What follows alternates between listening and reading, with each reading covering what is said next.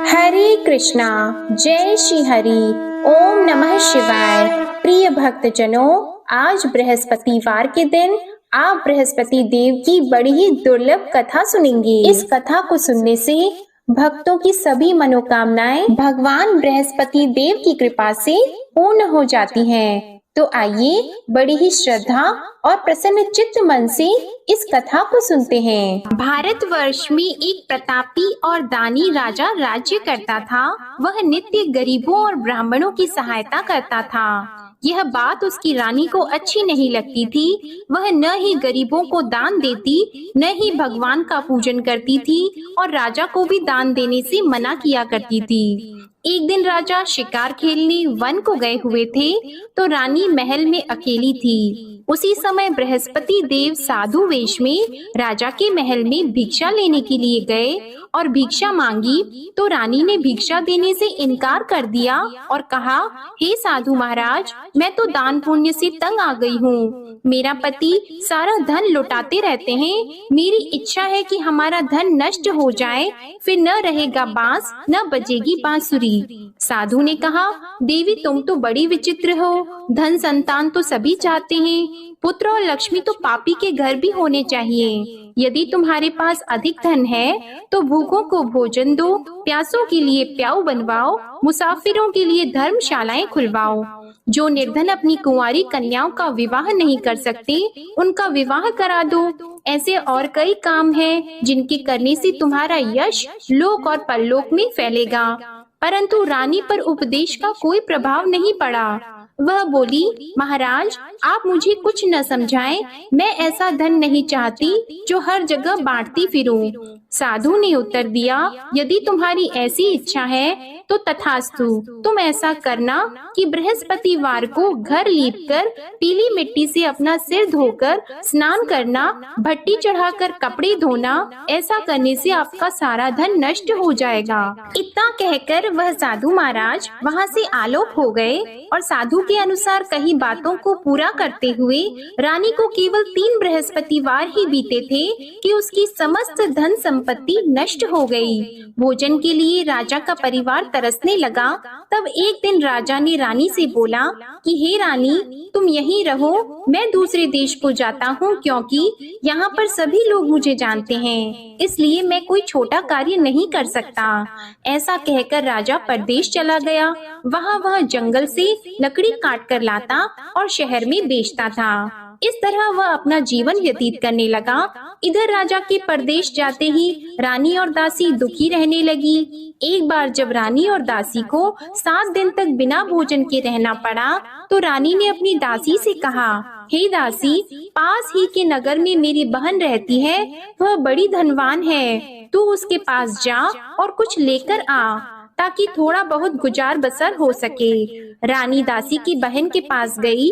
उस दिन गुरुवार था और रानी की बहन उस समय बृहस्पतिवार व्रत की कथा सुन रही थी। दासी ने रानी की बहन को अपनी रानी का संदेश दिया, लेकिन रानी की बड़ी बहन ने कोई उत्तर नहीं दिया। जब दासी को रानी की बहन से कोई उत्तर नहीं मिला, तो वह बहुत दुखी हुई और उसे क्रोध भी आया। दासी ने वापस आकर रानी को सारी बात बता दी। सुनकर रानी ने अपने भाग्य को कोसा।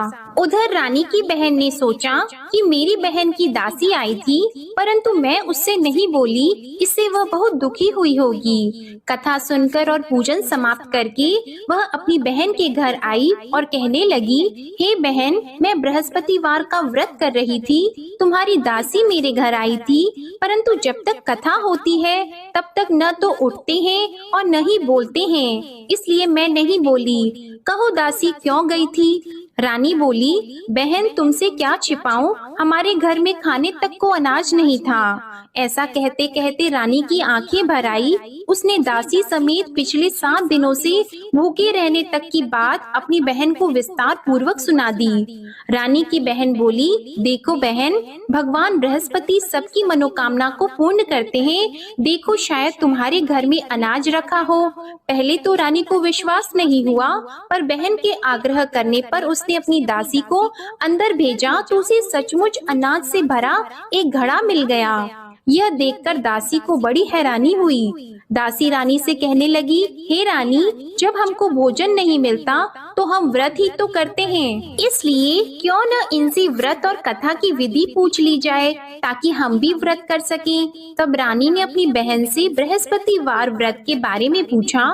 उसकी बहन ने बताया, बृहस्पतिवार के व्रत में चने की दाल और मुनक्का से विष्णु भगवान का केले की जड़ में पूजन करें तथा दीपक जलाएं, व्रत कथा सुने और पीला भोजन ही करें। इससे बृहस्पति देव प्रसन्न होते हैं। और व्रत और पूजन विधि बताकर रानी की बहन अपने घर को लौट गई। 7 दिन के बाद जब गुरुवार आया तो रानी और दासी ने व्रत रखा। घुड़साल में जाकर चना और गुड़ लेकर आई, फिर उससे केले की जड़ तथा विष्णु भगवान का पूजन किया। अब पीला भोजन कहाँ से आए, इस बात को लेकर दोनों बहुत दुखी थी। क्योंकि उन्होंने व्रत रखा था, इसलिए बृहस्पति देव उनसे प्रसन्न थे। इसलिए वे एक साधारण व्यक्ति का रूप धारण करके 2 थालों में सुंदर पीला भोजन दासी को दे गए। भोजन पाकर दासी बहुत प्रसन्न हुई और फिर रानी के साथ मिलकर भोजन ग्रहण किया। उसके बाद वे सभी गुरुवार को व्रत और पूजन करने लगी।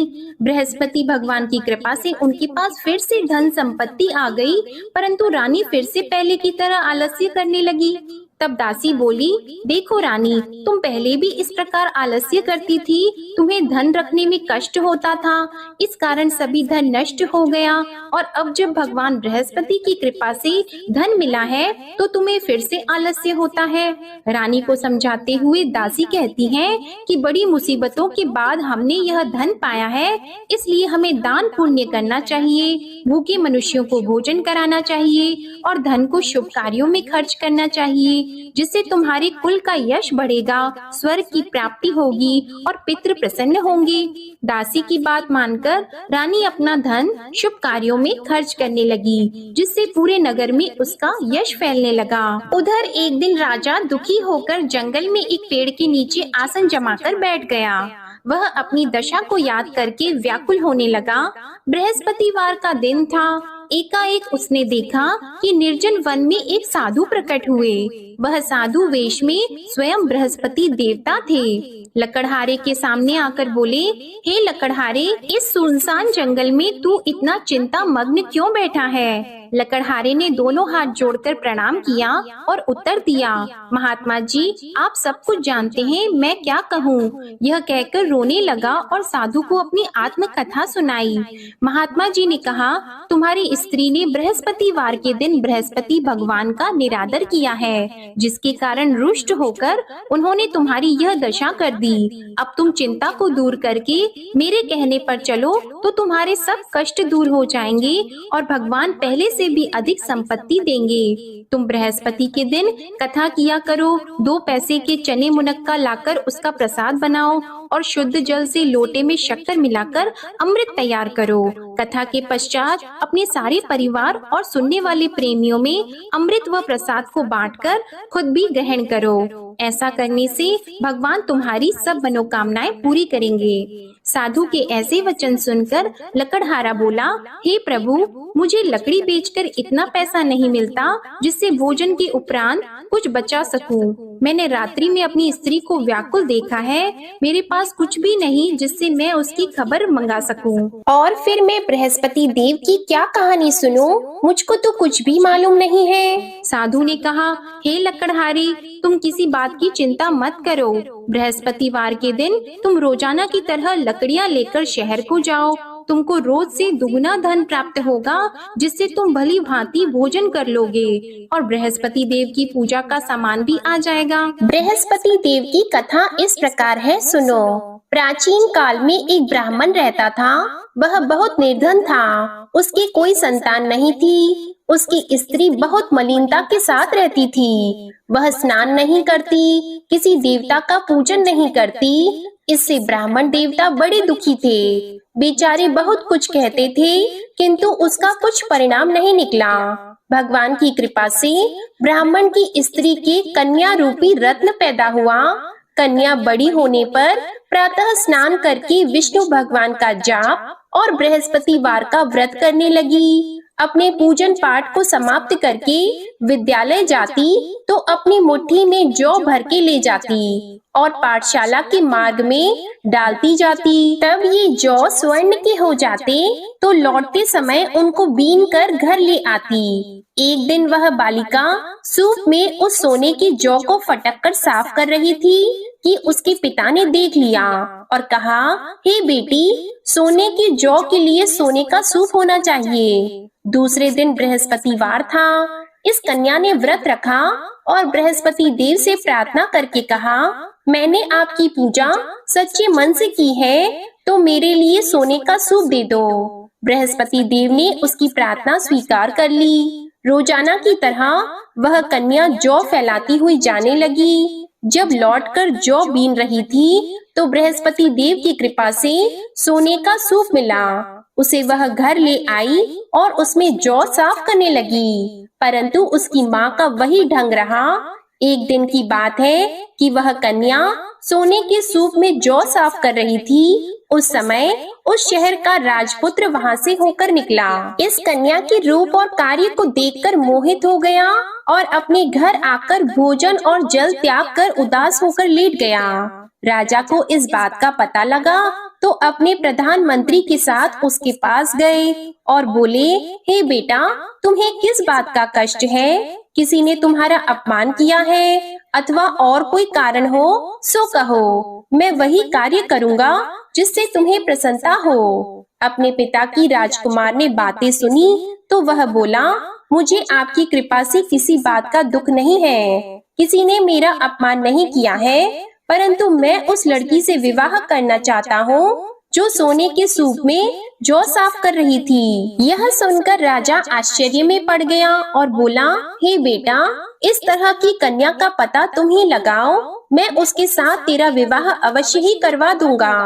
राजकुमार ने उस लड़की के घर का पता बताया। तब मंत्री उस लड़की के घर गए और ब्राह्मण देवता को सभी हाल बताया। ब्राह्मण देवता राजकुमार के साथ अपनी कन्या का विवाह करने के लिए तैयार हो गए तथा विधि विधान के अनुसार ब्राह्मण की कन्या का विवाह राजकुमार के साथ हो गया। कन्या के घर से जाते ही पहले की भांति उस ब्राह्मण देवता के घर में गरीबी का निवास हो गया। अब भोजन के लिए भी अन्न बड़ी मुश्किल से मिलता था। एक दिन दुखी होकर ब्राह्मण देवता अपनी पुत्री के पास गए। बेटी ने पिता की दुखी अवस्था को देखा और अपनी माँ का हाल पूछा। तब ब्राह्मण ने भी सभी हाल कहा। कन्या ने बहुत सा धन देकर अपने पिता को विदा कर दिया। इस तरह ब्राह्मण का कुछ समय सुखपूर्वक व्यतीत हुआ। कुछ दिन के बाद फिर वही हाल हो गया। ब्राह्मण फिर अपनी कन्या के यहाँ गया और सारा हाल कहा तो लड़की बोली, हे पिताजी, आप माताजी को यहाँ ले आओ, मैं उन्हें विधि बता दूंगी जिससे उनकी गरीबी दूर हो जाए। वह ब्राह्मण देवता अपनी स्त्री को साथ लेकर पहुँचे तो अपनी माँ को समझाने लगी कि हे माँ, तुम प्रातः काल प्रथम स्नान आदि करके विष्णु भगवान का पूजन करो तो सब दरिद्रता दूर हो जाएगी। परंतु उसकी माँ ने एक भी बात नहीं मानी और प्रातः काल उठकर अपनी पुत्री के बच्चों की जूठन को खा लिया। इससे उसकी पुत्री को भी बहुत गुस्सा आया। उसने एक रात को एक कोठरी से सारा सामान निकाल दिया और अपनी माँ को उसमें बंद कर दिया। प्रातः उसमें से उसे निकाला तो स्नान आदि करा के पूजा पाठ करवाया तो उसकी माँ की बुद्धि ठीक हो गई। इसके बाद वह नियम से पूजा पाठ करती और प्रत्येक बृहस्पतिवार को व्रत रखने लगी। इस व्रत के प्रभाव से उसकी माता और पिता बहुत ही धनवान और पुत्रवान हो गए और बृहस्पति देवता के प्रभाव से इस लोक के सुख को भोगकर अंत में स्वर्ग को प्राप्त हुए। इस तरह कहानी कहकर साधु देवता वहाँ से अंतर्ध्यान हो गए। धीरे धीरे समय व्यतीत होने पर फिर वही बृहस्पतिवार का दिन आया। लकड़हारा जंगल से लकड़ी काटकर किसी शहर में बेचने गया। उसे उस दिन और दिन से अधिक पैसा मिला। राजा ने चना गुड़ आदि लाकर गुरुवार का व्रत किया। उस दिन से उसके सभी क्लेश दूर हो गए। परंतु जब दोबारा गुरुवार का दिन आया तो बृहस्पतिवार का व्रत करना भूल गया। इस कारण बृहस्पति भगवान नाराज हो गए।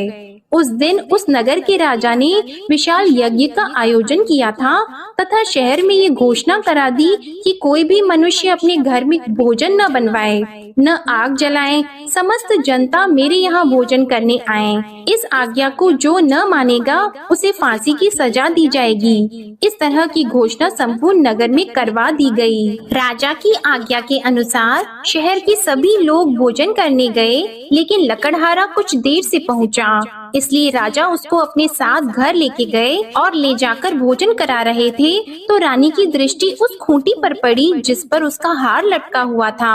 वह वहाँ पर दिखाई नहीं दिया।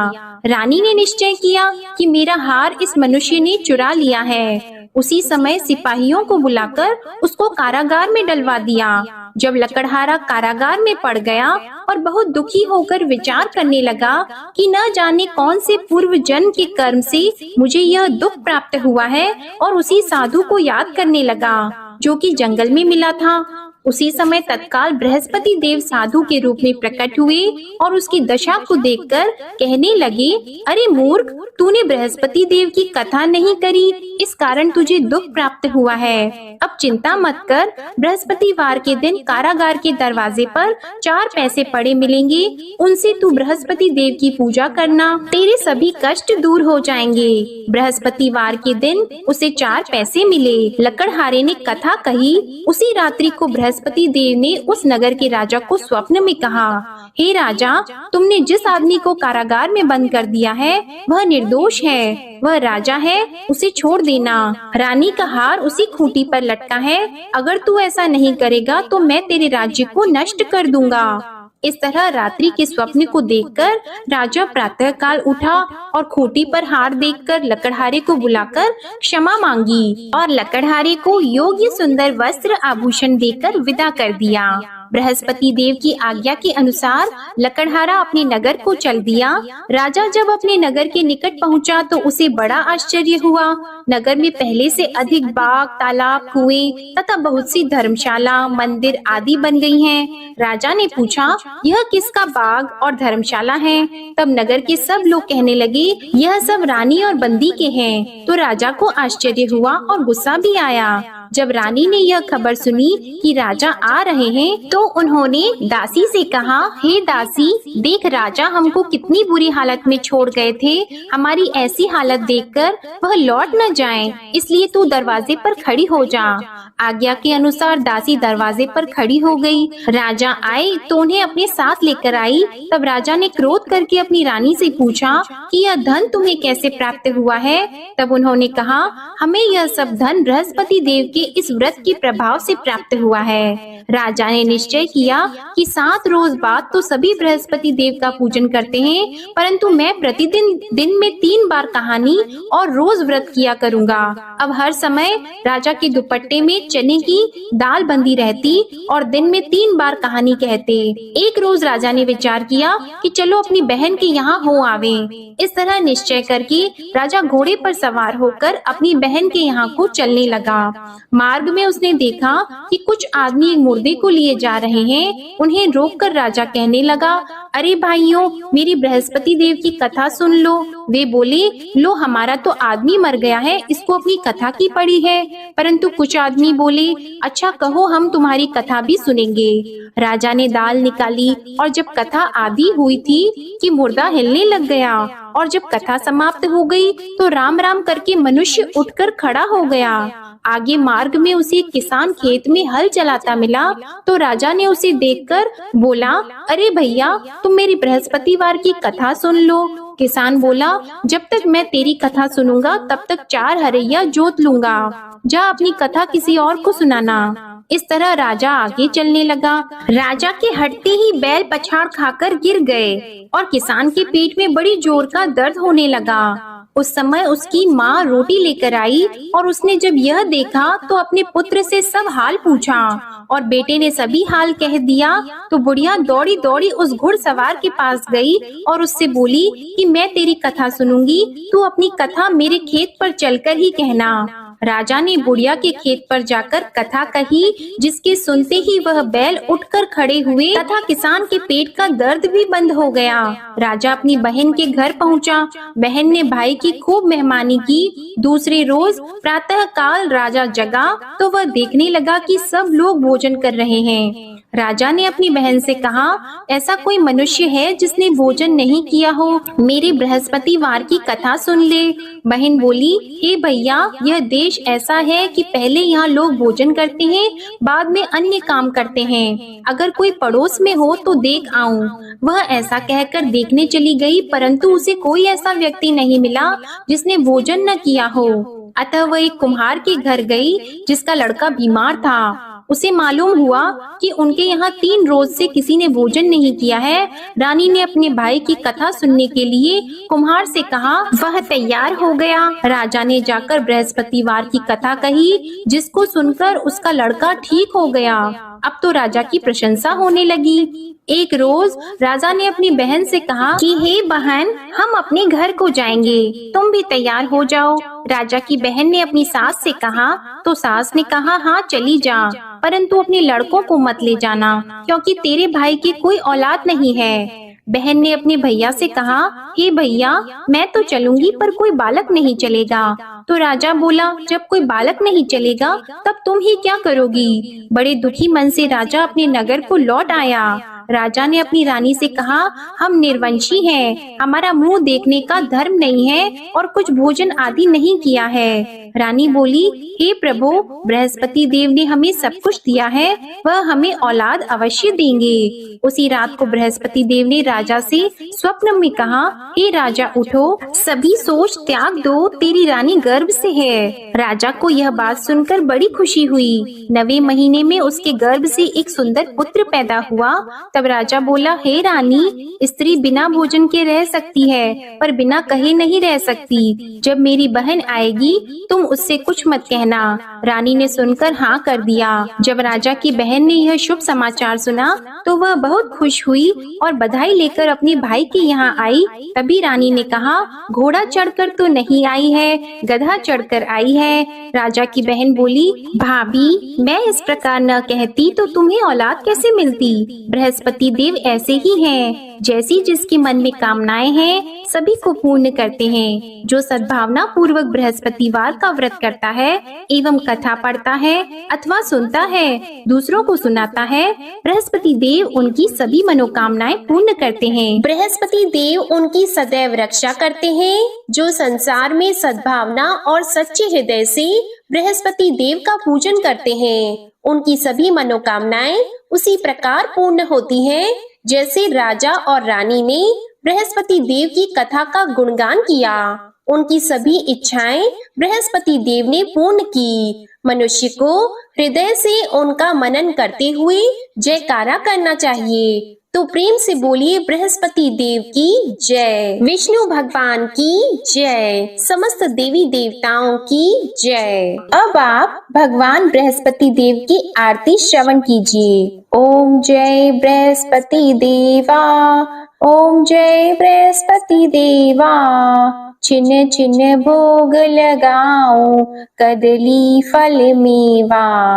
ओम जय बृहस्पति देवा, तुम पूर्ण परमात्मा, तुम अंतर्यामी, जगत पिता जगदीश्वर, तुम सबके स्वामी। ओम जय बृहस्पति देवा, चरणामृत निज निर्मल, सब पातक हरता, सकल मनोरथ दायक, कृपा करो भरता।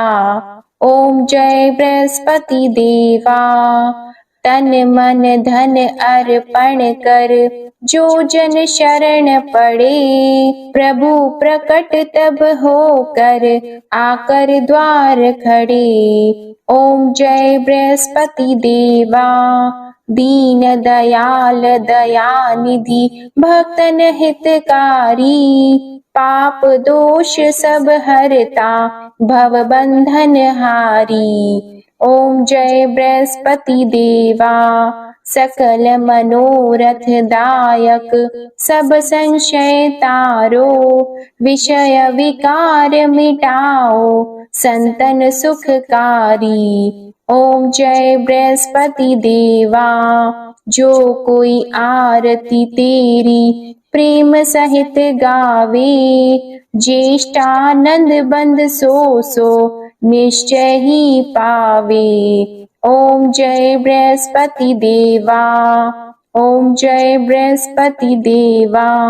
प्रेम से बोलिए भगवान बृहस्पति देव की जय। बोलिए भगवान श्री लक्ष्मी नारायण जी की जय। आपको आज की कथा पसंद आए, आरती पसंद आए तो वीडियो को लाइक कीजिएगा, शेयर कीजिएगा, कमेंट में भगवान बृहस्पति देव जी की जय लिखिएगा और चैनल को भी सब्सक्राइब करिएगा। इसी के साथ आप हमारे चैनल पर आषाढ़ मास महात्म्य की कथाओं को भी जरूर सुनिएगा।